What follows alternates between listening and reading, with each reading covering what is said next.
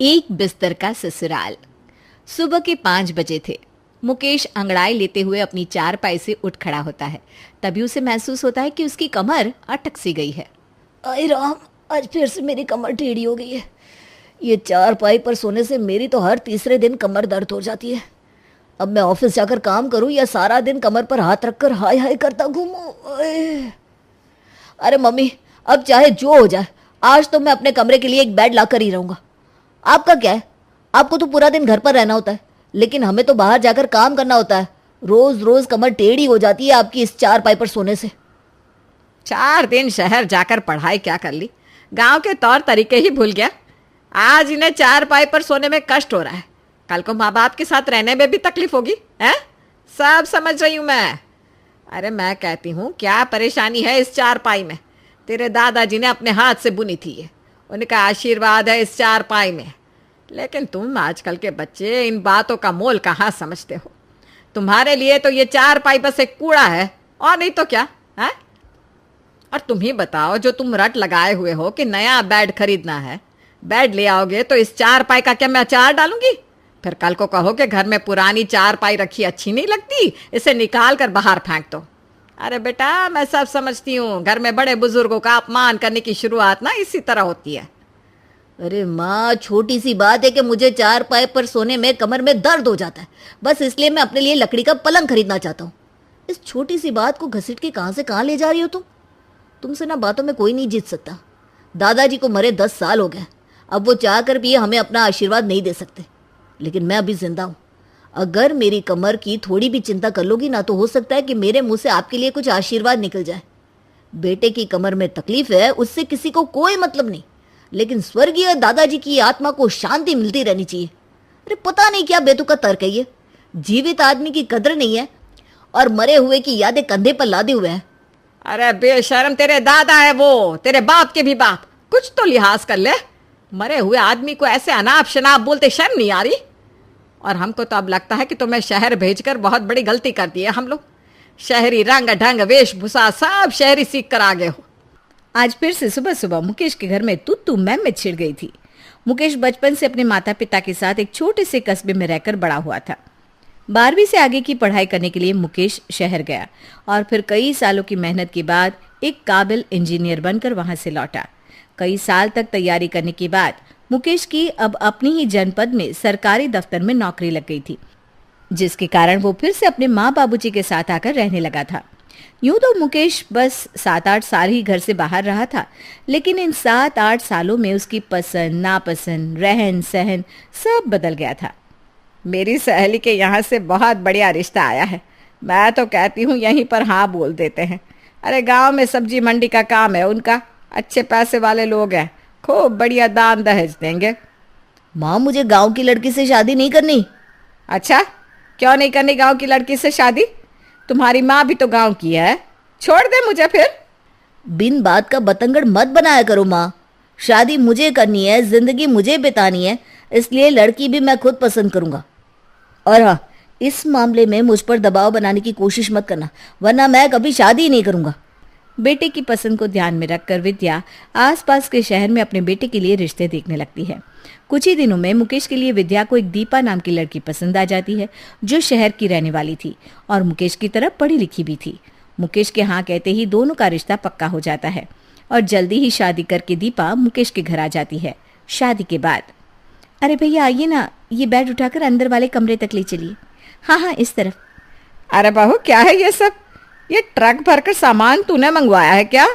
जी माँ जी, ये मेरे मायके से आया है। मेरे पापा से कहा था मैंने, मैं अपने ससुराल पहुंच जाऊँ, इसके बाद सामान भिजवाना, ताकि मैं अपनी पसंद से सब एडजस्ट कर सकूं। ये देखिए माँ जी, ये मेरा डबल बेड है और ये मेरे बेड पर लगने वाले गद्दे। एक बार सब सेट हो जाए ना, फिर आप आराम से देखना। अरे बहू, क्या जरूरत थी ये बेड लेकर आने की? हमारे घर में क्या चारपाई की कमी है? और ये लकड़ी के सख्त सख्त बेड पर सोने से ना तमाम तरह की बीमारियां होती हैं। मैं तो पहले ही बता रही हूँ, मेरा बेटा इस बेड पर नहीं सोने वाला। तुझे सोना है तो सो जा, वो तो चारपाई पर ही सोएगा। क्या? कहाँ चारपाई पर सोएंगे? और ये एक चारपाई पर हम 2 लोग कैसे सोएंगे, ये आप ही बता दो। आजकल के ज़माने में चारपाई पर कौन सोता है मम्मी जी? दुनिया कहाँ से कहाँ पहुँच गई और आप चारपाई पर अटकी हुई हैं। हमने तो अपनी सारी उम्र चारपाई पर सोकर गुजार दी, हमारा तो कुछ नहीं बिगड़ा। आजकल की लड़कियां शादी हुई नहीं नए नए चौचले करने शुरू कर देती हैं। इसीलिए तो मैं खिलाफ थी शहर की लड़की लाने की। अब आ गई ना ये गोरी मैम, अब देखो घर के रंग ढंग कैसे बदलने वाले हैं। कुछ देर बाद दीपा के कमरे में नया बेड सेट हो गया था। बेड के कमरे में लग जाने से कमरे का तो जैसे हुलिया ही बदल गया था, जिसे देखकर विद्या देवी को कुछ खास अच्छा नहीं लग रहा था और उसने अपना मुंह टेढ़ा कर लिया। अगले दिन सुबह, अरे वाह दीपा, तुमसे शादी करके जो सबसे अच्छी बात हुई है ना, वो ये कि मुझे सड़ी हुई चारपाई से छुटकारा मिल गया। अरे साल भर से ऊपर हो गया चिल्लाते हुए कि मेरे कमर में दर्द है, कमर में दर्द है, लेकिन माँ के कान पर जूं ही नहीं रेंगती। आज इस बेड पर सोकर जितना आराम मिला है ना, क्या ही बताऊं, दिल खुश हो गया। अरे चिंता मत करिए, अब आपकी कमर का दर्द ना कोसों दूर भाग जाएगा। इस बेड पर जो मैंने गद्दा लगाया है ना, ये स्पेशल कमर दर्द वाला ही गद्दा है। इस पर सोने से कमर दर्द नहीं होता। आप ही छूकर देखिए ना, कितना नरम और मुलायम है कि एक बार बिस्तर पर लेट जाओ तो उठने का मन ही नहीं करता। ये तो तुम ठीक कह रही हो, गद्दा तो वाकई बहुत ही नरम है। अब इस बिस्तर का मुकाबला चारपाई भला कैसे कर सकती है। खैर कोई बात नहीं, माँ तुम्हें चारपाई पसंद है ना, तुम आराम से चारपाई पर सो, हमें कोई एतराज़ नहीं। लेकिन मैं तो अब अपने बेड पर ही सोऊंगा। आपकी चारपाई लाकर आपके कमरे में खड़ी कर देता हूँ। दादाजी की याद है ना, इसे आप संभाल के रखना। ये मुकेश तो इस बहू के बेड का बिल्कुल ही दीवाना हो गया है। लगता है बहू का गद्दा कुछ ज्यादा ही नरम और मुलायम है। एक बार बैठकर देखती हूँ कि आखिर ऐसा क्या खास है उस गद्दे में जो ये छोरा बावला हुआ जा रहा है। जैसे ही बहू दीपा नहाने के लिए बाथरूम में जाती है, सास विद्या बहू के कमरे में जाकर उसके बिस्तर पर लेट जाती है। बात तो छोरा बिल्कुल सही कह रहा था। अरे ये पलंग है या शाही बिस्तर, इस पर लेट कर तो उठने का मन ही नहीं कर रहा। वाकई बड़ा आरामदायक है ये तो। इस पर लेटने के बाद अब मुझे अपनी चारपाई बिल्कुल बेकार नजर आ रही है। ऐसा करती हूँ, कुछ जुगाड़ लगाती हूँ ताकि बहू का पलंग कुछ देर आराम करने को मुझे मिल जाए। शाम के समय, अरे आजकल की बहुओं को तो जरा से भी शर्म नहीं है, खुद जाकर अपने नरम मुलायम बिस्तर पर पसर जाती है। बूढ़ी सास बेचारी दिन भर इस खटिया पर पड़ी रहे, चिंता किसे है उसकी। अरे माँ जी, आपको भी बेड पर लेटना हो तो आप आ जाया कीजिए ना दोपहर में मेरे कमरे में, आराम कर लिया कीजिए। इसमें इतना बातें बनाने वाली कौन सी बात है। ठीक है बहू, अब तू इतनी जिद कर रही है तो तेरे कमरे में आकर लेट जाया करूंगी। अगले दिन दोपहर में विद्या जाकर बहू दीपा के पलंग पर लेट जाती है। कुछ देर बाद, अरे अब तू मेरा मुंह क्या देख रही है, मेरे साथ बिस्तर पर लेटेगी क्या तू? हाँ, यही संस्कार सिखाए तेरे माँ बाप ने। हमारे यहाँ जिस बिस्तर पर सास बैठ जाए ना, वहां बहू बैठ भी नहीं सकती, और तू मेरे बगल में आकर लेट गई। आपके कहने का मतलब क्या है मम्मी जी? मैं मेरी बेड पर नहीं सो सकती? लो जी, अब महारानी चली है हमारे घर में तेरा मेरा बतियाने। तू सीधे सीधे बता, तू यहाँ से जाती है या फिर मैं उठकर चली जाऊं? अच्छा ठीक है माँ जी, आप आराम से लेटिए, मैं बाहर जाकर आराम कर लेती हूँ। मैंने बेकार में माँ जी को अपने कमरे में बेड पर सोने के लिए इनवाइट किया, उन्होंने तो मुझे ही मेरे कमरे से बाहर निकाल दिया। चलो कोई बात नहीं, एक दिन की तो बात है, उन्हें भी आज मेरे बिस्तर पर सोकर शौक पूरा कर लेने दो। दिखावा करने के लिए तो माँ जी चाहे लाख दिखाती हो कि उन्हें चारपाई पसंद है, बेड नहीं। लेकिन आखिर ऐसा कौन होगा जिसे यह नरम बिस्तर पर सोना पसंद ना आए। दीपा अभी तक समझ नहीं पाई थी कि विद्या को अपने कमरे में सोने की दावत देकर उसने कितनी बड़ी गलती कर दी है। अब तो विद्या का ये रोज का ही काम हो गया था। दोपहर में नाश्ता करने के बाद 10-11 बजते ही वो जाकर बहू के कमरे में बिस्तर पर लेट जाती और उसके बाद शाम तक वहां से हिलती ही नहीं, जिसके कारण बहू दीपा को ना चाहते हुए भी बाहर चारपाई पर बैठना पड़ रहा था। एक सप्ताह के बाद, अरे तुम तो बड़ा कहते थे मेरी माँ को बेड और ये गद्दे बिल्कुल पसंद नहीं है, लेकिन जब से मैं शादी होकर आई हूँ ना, हर रोज मेरे बेड पर तुम्हारी माताजी आराम कर रही हैं। पूरा दिन मेरे कमरे पर कब्जा जमा कर रखती हैं वो। क्या बात कर रही हो, माँ को कब से लकड़ी का बेड पसंद आने लगा? प्यारे पतिदेव, आपने वो वाली कहावत नहीं सुनी, हाथी के दांत खाने की और दिखाने की और? मुझे लग रहा है तुम्हारी मम्मी को सभी सुख सुविधा, सोफा, बेड, वॉशिंग मशीन सब अच्छा लगता है। बस वो ये दिखावा करती हैं कि उन्हें जमीन से जुड़े रहना और सारे काम अपने हाथों से करना, चारपाई पर सोना बहुत अच्छा लगता है। लेकिन असलियत ये है कि मेरे मायके से आए हुए सामान का सबसे ज्यादा इस्तेमाल तुम्हारी मम्मी ही करती हैं। देखो भाई, अगर मम्मी वाकई तुम्हारे बेड पर सोने लगी है ना, तो ये तो बहुत अच्छी बात है। और समय के साथ ना सभी को अपने अंदर बदलाव करने की ज़रूरत होती है। ये तो अच्छा हुआ ना कि तुम्हारे घर पर आने से मम्मी ने नई चीज़ों को अपनाना सीख लिया। हाँ, बहुत अच्छा हुआ, लेकिन तुम्हारी मम्मी की सोच अभी भी नहीं बदली। अरे वो खुद मेरे कमरे पर कब्जा जमा कर बैठ जाती है और मुझे बाहर चारपाई पर सोने के लिए भेज देती है।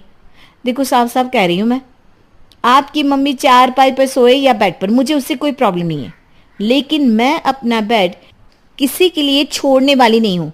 अरे ठीक है, शेयर करने तक भी ठीक था, लेकिन उन्होंने तो मुझे मेरे कमरे से बाहर निकाल दिया। देखो, अब ये ना मुझसे और बर्दाश्त नहीं होगा। देखो दीपा, मैं समझता हूँ कि माँ जो भी कर रही है वो गलत है, लेकिन तुम भी सोचो ना, इस तरह से माँ को तुम्हारे कमरे में जाने से मना करना कोई अच्छा थोड़ी ना लगेगा। वो तुम्हारी भी तो माँ के समान है, थोड़ा एडजस्ट कर लो ना। ओफो, ठीक है, कोशिश करती हूँ। अरे जब से बहू के बेड पर सोना शुरू किया है, मुझे ये खटिया रात भर चुभती है।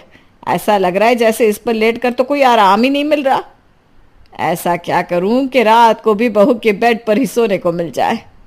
अगले दिन, अरे बहू, पता नहीं क्या हुआ, रात से मेरी कमर में बड़ा दर्द है, जरा सा भी झुका नहीं जा रहा। हाय रे मेरी कमर। अरे माँ, ऐसा क्या हो गया अचानक? चलो मैं आपको डॉक्टर को दिखा देता हूँ। अरे नहीं नहीं बेटा, ऐसा कुछ नहीं है कि डॉक्टर के पास जाना पड़े। बस थोड़ा आराम करूंगी ना तो ठीक हो जाएगा। वैसे भी अभी तो इतना तेज दर्द है कि हिलने का भी मन नहीं हो रहा। ऊपर से ये खटिया इतनी नीचे है कि झुककर उस पर बैठा भी नहीं जा रहा। अरे गोली मारो ना इस खटिया को। आप चलिए मेरे कमरे में बेड पर आराम करिए। ज़्यादा झुकना भी नहीं पड़ेगा और उस पर कमर सीधी रहेगी तो आराम भी जल्दी मिलेगा। मुकेश सहारा देकर माँ को अपने कमरे में ले जाता है। जब से विद्या के कमर में दर्द हुआ था, दिन हो या रात, अब तो वो बहू के कमरे से बाहर निकलने का नाम ही नहीं ले रही थी। ये सही आइडिया लगाया मैंने, बिल्कुल तीर सही निशाने पर लगा है। अब मैं आराम से यहाँ सोऊंगी और ये बहू सोएगी मेरी चारपाई पर। मुझे ऐसा क्यों लग रहा है कि माँ जी का कमर दर्द सिर्फ बहाना है, उनकी कमर में कोई दर्द नहीं हुआ। क्या करूँ ऐसा कि माँ जी की असलियत इनके सुपुत्र के सामने आ जाए। अगर मैं समझाऊंगी तो उन्हें समझ में आने वाला है नहीं। सबूत तो दिखाना ही पड़ेगा कि उनकी माँ कितनी बड़ी ड्रामेबाज है। आइडिया, अब बताती हूँ माँ जी को कि उन्होंने किसके साथ पंगा लिया है। दीपा अपने कमरे में मोबाइल को वीडियो रिकॉर्डिंग मोड में सेट करती है और बेड के नीचे 500 का नोट ऐसे रखती है कि वो आधा झांकता हुआ नजर आए। कुछ देर बाद विद्या सोने के लिए कमरे में दाखिल होती है और देखती है कि बहू के बेड के नीचे से एक 500 का नोट झांक रहा है। 500 का नोट कहाँ से आ गया? चुपचाप उठा लेती हूँ। विद्या नीचे से नोट उठाकर उसे अपने पास रख लेती है। कुछ देर बाद बहू बहाने से कमरे में आकर अपना छिपा हुआ फोन वहां से ले जाती है। अब आया ना ऊंट पहाड़ के नीचे। अब ये वीडियो मैं मुकेश को दिखाऊंगी, उन्हें भी तो पता चले कि उनकी माँ कितनी बड़ी ड्रामेबाज है।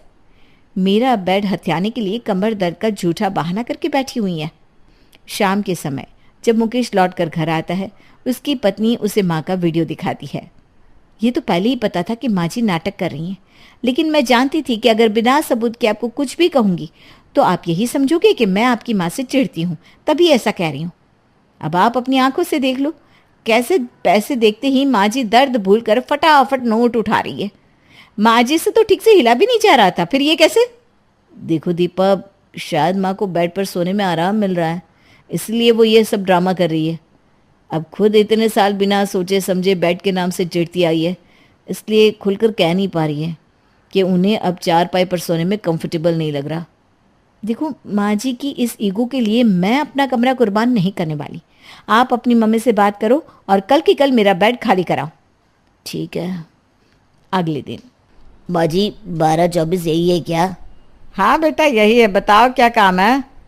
माँ जी, ये बेड का ऑर्डर किया था ना आपने, वही लेकर आया है। बताइए कहाँ लगाना है? अरे बेटा, हमारे घर पर पहले ही बेड है, गलत एड्रेस पर आ गए हो तुम। कोई गलत एड्रेस नहीं है, बिल्कुल सही पते पर आए हैं ये लोग, और ये बेड मैंने आपके लिए मंगवाया है। अरे बेटा, मैं तो चारपाई पर सो जाती हूँ, क्या जरूरत थी इसकी?